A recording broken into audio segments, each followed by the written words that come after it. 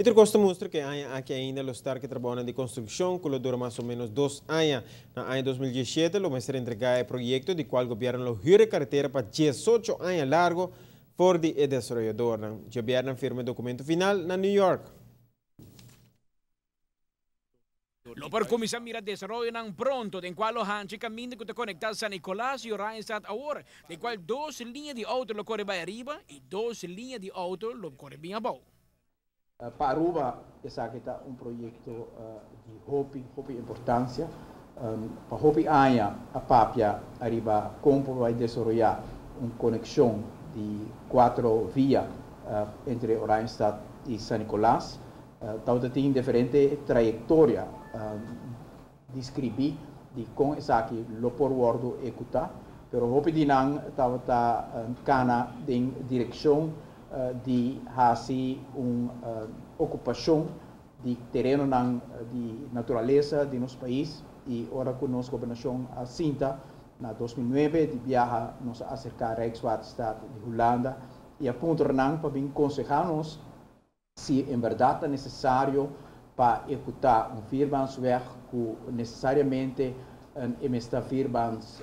em sua totalidade para sobre esse lo exigir e ora é caminho que vai direto mais para dentro do terreno que o pedinang seja de agricultura ou Gobierno opta para no sigue camino y como tal escoge una fórmula diferente único de nuestra región. No solamente lo mismo percurrir para llegar a fondo para diseñar, construir y mantener carretera, pero está más que sei, más con un camino grande y lo ven con un feedspot separado también. Junto com o interesse de desenvolvimento de projeto importante aqui,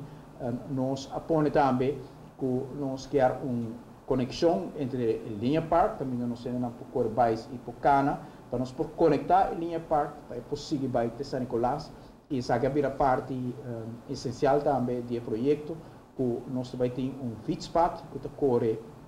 for de conexão no aeroporto linha Park para vai ter com San Nicolás e isso é algo excepcional, 8 km de feedspot que nós consideramos por uso tanto para Corbais e para Cana e para nossa família seguro isso é algo muito importante.